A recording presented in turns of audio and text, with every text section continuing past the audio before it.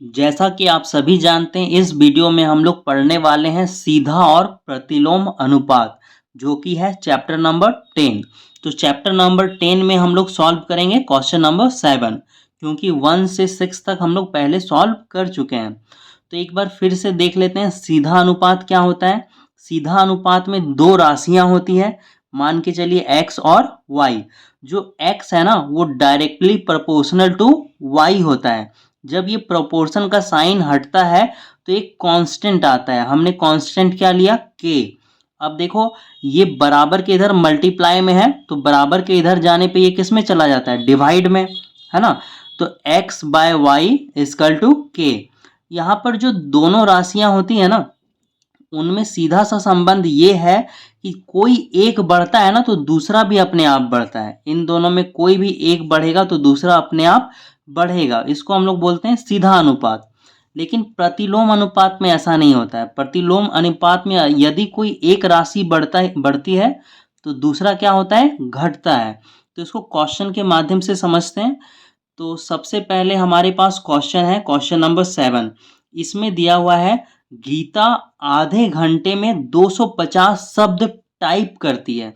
ठीक है, तो यहाँ पर देखो, समय को हमने क्या माना, x, और शब्द को क्या मान लिया, y। तो आधा घंटा यानी 30 मिनट, 30 मिनट में 250 शब्द टाइप करती है। तो अब आगे क्वेश्चन दिया हुआ है 500 शब्द को टाइप करने में कितना समय लगेगा। तो देखो, शब्द के सामने हमने क्या लिखा है, शब्द, है ना, और समय के सामने समय x1, है ना। तो हमें समय यानी x1 निकालना है, कितना समय लगेगा ये हमें निकालना है। तो ये सीधा अनुपात है। कैसे सीधा अनुपात है, यदि 30 मिनट में 250 शब्द टाइप करती है तो 500 शब्द टाइप करने में कितना समय लगेगा।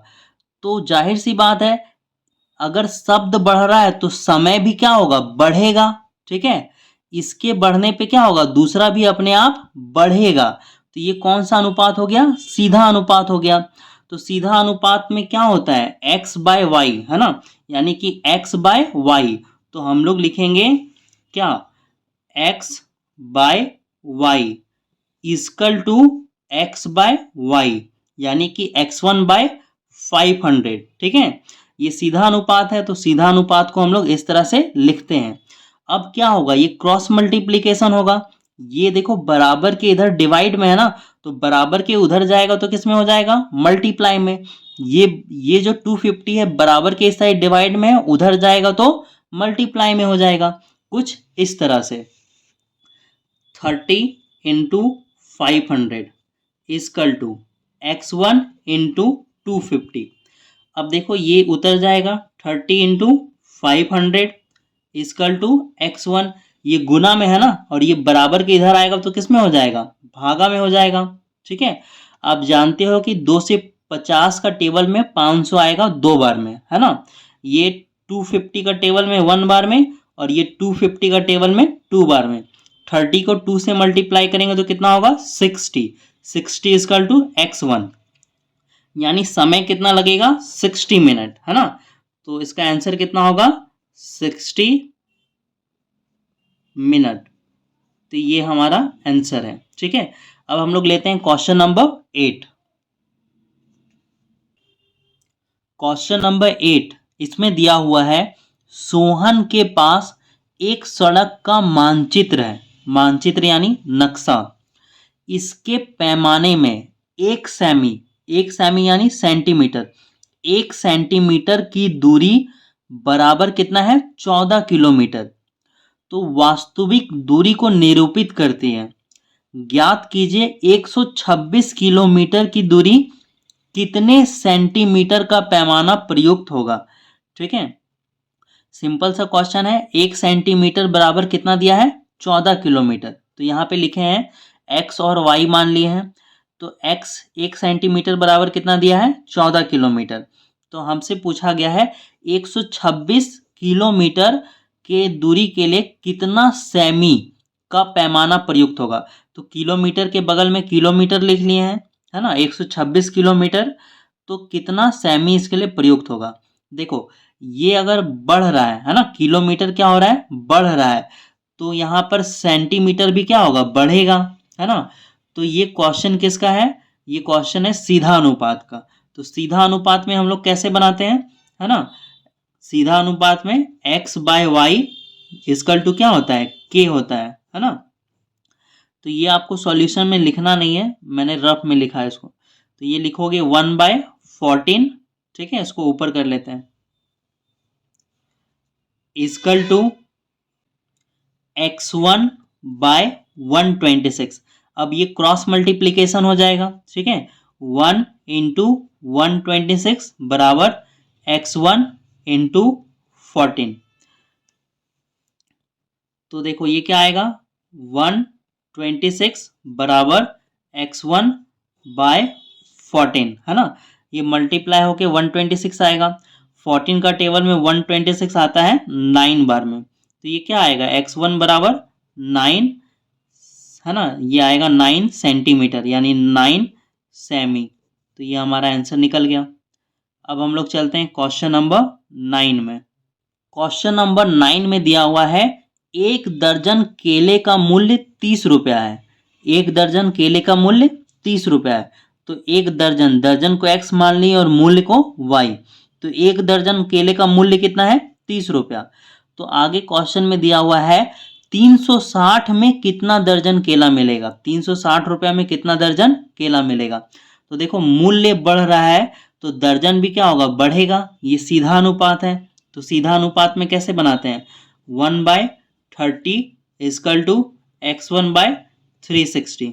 अब ये क्या होगा, क्रॉस मल्टीप्लाई होगा, ठीक है। ये 1 इंटू 30 बराबर x1, सॉरी ये 1 इंटू क्या होगा 360, 1 into 360 equal to x1 into 30। तो इसको सॉल्व कर लो, ठीक है। इसको मल्टीप्लाई करोगे तो कितना आएगा, 360 बाय, ये मल्टीप्लाई में है, बराबर के इधर लाएंगे, डिवाइड में आएगा, ठीक है। अब ये 10 कट जाएगा। 3 का टेबल में 3 आता है 1 बार में, 6 आता है 2 बार में। तो यहाँ पे x1 बराबर कितना निकल गया, 12। तो कितना दर्जन मिलेगा, 12 दर्जन। तो ये हमारा आंसर है। अब चलते हैं हम लोग क्वेश्चन नंबर 10 में। क्वेश्चन नंबर 10 में दिया हुआ है एक नल 420 बोतल पानी को 4 घंटे में भरती है, ठीक है। बोतल को हमने x मान लिया, समय को y। तो बोतल कितना है, 420 बोतल, 420 बोतल पानी 4 घंटे में भरती है। तो समय कितना लगता है, 4 घंटे में।